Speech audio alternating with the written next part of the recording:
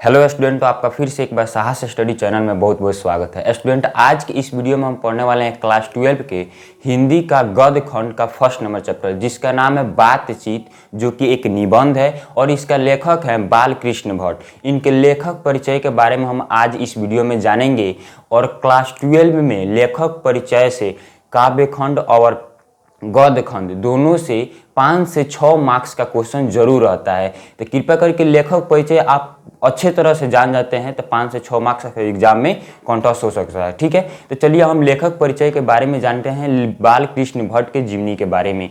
तो सबसे पहले देखिए, ये आपका चैप्टर है बातचीत, याद रखिएगा, और जो कि निबंध है। ठीक है, और लेखक है बालकृष्ण भट्ट। ठीक है, और इनका जन्म हुआ था 23 जून 1844 ईस्वी में।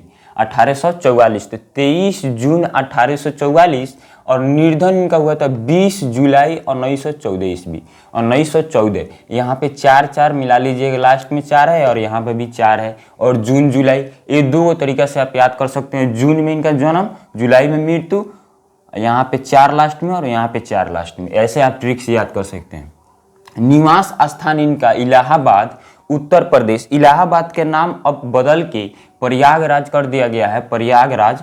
तो आप इलाहाबाद, पहले के बुक के अनुसार इलाहाबाद ही आप याद कीजिएगा। इनके जन्म स्थान कहाँ हुआ था? जन्म इलाहाबाद में, जो कि अभी यूपी उत्तर प्रदेश में है। माता पिता, इनका माता का नाम देखिए प्रभावती देवी था और पिताजी का बेनी प्रसाद भट्ट था। शिक्षा इनका प्रारंभ हुआ था कहाँ से? देखिए, प्रारंभ में संस्कृत का अध्ययन इन्होंने 1867 में प्रयाग के मिशन स्कूल में एंट्रेंस की परीक्षा दी थी। एंट्रेंस की परीक्षा कब दिया था इन्होंने? याद रखिएगा। और कौन से स्कूल में दिया था? तो मिशन स्कूल में। और कब दिया था? तो 1867 ईस्वी में, और एंट्रेंस की परीक्षा दी थी। ठीक है, उसके बाद इनकी वृत्ति मतलब कार्य इनका कौन कौन थे? तो जैसे 1869 से 1875 तक प्रयाग के मिशन स्कूल में अध्यापन किए। ठीक है, 1885 में प्रयाग के CAB स्कूल में संस्कृत का अध्यापन किए थे। ठीक बा।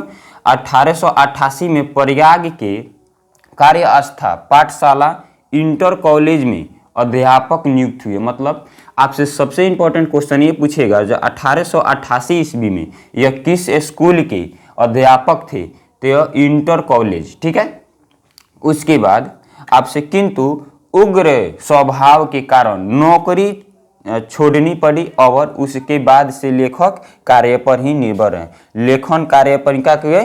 मतलब ये निर्भर हो गए। कब से? तो 1888 ईस्वी से इन्होंने ये सब कार्य, पढ़ाना लिखाना और ये सब छोड़ दिया और उन्होंने सिर्फ लेखक मतलब लिखने के कार्य पे ही निर्भर हो गए। उसके बाद कोई काम नहीं किया। ठीक है, आगे देखिए, बहुत इंपॉर्टेंट है आगे, इनकी कौन कौन सी रचनाएं थे। तो रचनात्मक सक्रियता देखिए कौन कौन थे। सबसे पहले भारतेंदु हरिश्चंद्र की प्रेरणा से हिंदी वर्धनी सभा, प्रयाग की ओर से हिंदी प्रदीप नामक मासिक पत्र निकालना प्रारंभ किया। इसे वे वर्षों तक चलाते रहे। और किनके प्रेरणा से? तो भारतेंदु हरिश्चंद्र के प्रेरणा से, भारतेंदु हरिश्चंद्र की प्रेरणा से हिंदू वर्धनी सभा, जो हिंदू वर्धनी सभा थी, उनके प्रयाग की ओर से ही इन्होंने कथी किया?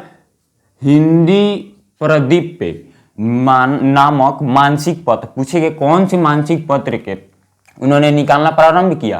तो हिंदी प्रदीप मासिक पत्र। बहुत इंपॉर्टेंट क्वेश्चन है आपका। उसके बाद भट्ट जी ने 1886 में लाल श्रीनिवास दास के संयुक्ता स्वयंवर की कठोर आलोचना की। बहुत इंपॉर्टेंट है, पूछेगा जो भट्ट जी ने सर्वप्रथम या 1886 में लाल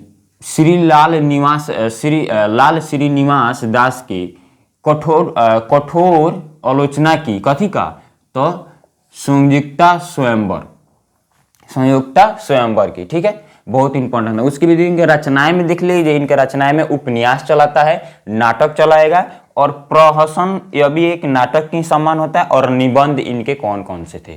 तो सबसे पहले उपन्यास देखिए, उपन्यास आपका बहुत इंपॉर्टेंट है। थोड़ा सा उपन्यास इनका बहुत, नाटक बहुत ज्यादा है। यहाँ पे देख लीजिए, रहस्य कथा, नूतन रहस्य का था, याद रखिएगा रहस्य का था।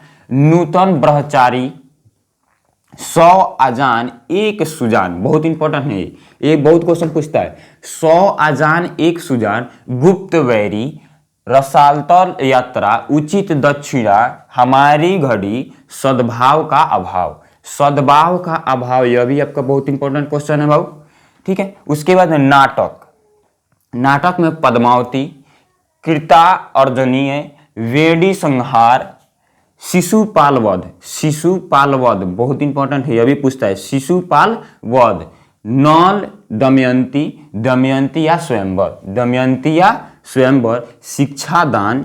उसके बाद चंद्रसेन, सीता वनवास, पतित पंचम, मेघनाथ वध, मेघनाथ वध, कट्टर सुम की एक नकल, कटर सुम की एक नकल, बृहन्नल्ला और इंग्लैंडेश्वर, इंग्लैंडेश्वरी और भारत जननी, इंग्लैंडेश्वरी और भारत जननी, भारतवर्ष और कली, दो दूरदेशी, एक रोगी और एक वैध। ये बहुत इंपॉर्टेंट है, एक रोगी और एक वैध, एक वैध बहुत इंपॉर्टेंट है बाबू।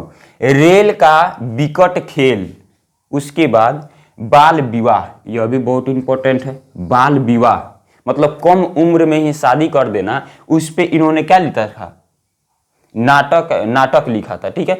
और उपन्यास देखिए बाबू, उपन्यास क्या होता है, जो किसी के जीवनी के बारे में, जैसे हमारा जन्म हुआ और मृत्यु हुआ, हमने शुरू से अभी तक क्या क्या किया उसको डायरी में लिख देना, कॉपी पे दर्शा देना ही उपन्यास कहलाता है। और जितना भी फिल्म बनता है, जितना भी मूवी बनेगा वो कथी पे, उपन्यास, किसी न किसी व्यक्ति के उपन्यास पे ही वो फिल्म बनता है, तो ये उपन्यास होगा। नाटक क्या होता है, जो गांव देहात में पहले नाटक होता था, जो चौक चौराहे पे सूचना देने के लिए किया है, जैसे बाल विवाह जो नाटक है, यहाँ पे इस नाटक द्वारा दर्शाया जाता था कि कम उम्र में लड़के लड़की की शादी ना किया जाए, यानी कि बाल मतलब अभी छोटे हैं तभी उनका विवाह ना किया जाए, तो बाल विवाह नाटक करके दिखाया जाता था इसके द्वारा। उसके बाद देखिए प्रसनन, जैसे जैसा काम वैसा परिणाम, इनका मतलब ये नाटक जैसा ही था, वह भी एक किताब था, जैसे जैसा काम वैसा उसका परिणाम। नई रोशनी का 20 अवन, आचार विडंबन, इनमें से जैसा काम वैसा परिणाम और नई रोशनी का 20, ये बहुत इंपॉर्टेंट है। जैसा काम वैसा परिणाम, यह हमेशा क्वेश्चन पूछ देता है। निबंध में देखिए 100 के आसपास इनका निबंध था, जिसमें से 1000 से आसपास इनका निबंध था, जिसमें से 100 से ऊपर बहुत महत्वपूर्ण थे। तो आपसे पूछेगा जब बाल कृष्ण भट्ट का कितना निबंध था, तो 1000, उसमें से कितना महत्वपूर्ण था, तो 100 महत्वपूर्ण था। ये आपका लेखक परिचय हुआ। किसी प्रकार की अगर दिक्कत होती है तो आप नीचे वीडियो के नीचे कमेंट करके बता सकते हैं। नेक्स्ट वीडियो में आपको हम बाल कृष्ण भट्ट का बातचीत जो चैप्टर है उसको शानदार हिंदी अर्थ में आपको पूरा फिल्म की तरह को समझा देंगे, ठीक है। तो आप इस चैनल से बने रहिए। आर्ट्स, कॉमर्स और साइंस के स्टूडेंट हैं तो आपका इंग्लिश और हिंदी पूरा कंठस्थ तैयारी हो जाएगा। हिंदी तो आपका हम गारंटी लेते हैं, जो पूरा बुक पर्सन, ग्रामर पर्सन हम खुद अपने से पढ़ाएंगे, आपको पूरा कंठस्थ तैयारी कराएंगे। तो चलिए इसी के साथ इस वीडियो को समाप्त करते हैं। मिलते हैं नेक्स्ट वीडियो में इसी अंदाज के साथ बाल कृष्ण भट्ट का बातचीत चैप्टर लेते हुए। दोस्तों अगर आप इस चैनल पे नए हो तो आप इस चैनल को सब्सक्राइब कर सकते हैं, क्योंकि सब्सक्राइब अगर करते हैं तो आपको रेगुलर इस हिंदी की आपको क्लास मिलती रहेगी। और आपको हम 4 भाग में बांट देंगे। चैप्टर का सबसे पहले लेखक परिचय देंगे, उसके बाद उसका अर्थ बता देंगे, हिंदी अर्थ क्या होगा, चैप्टर पूरा सारांश में आपको समझा देंगे। उसके बाद सारांश नहीं, पूरा चैप्टर समझाने की कोशिश करेंगे, पूरा चैप्टर समझा देंगे। उसके बाद आपको ऑब्जेक्टिव क्वेश्चन चैप्टर का मिल जाएगा, उसके बाद आपका सब्जेक्टिव क्वेश्चन मिल जाएगा। इसके लिए आप इस चैनल को सब्सक्राइब जरूर कर लीजिएगा। Thank you, thanks for watching.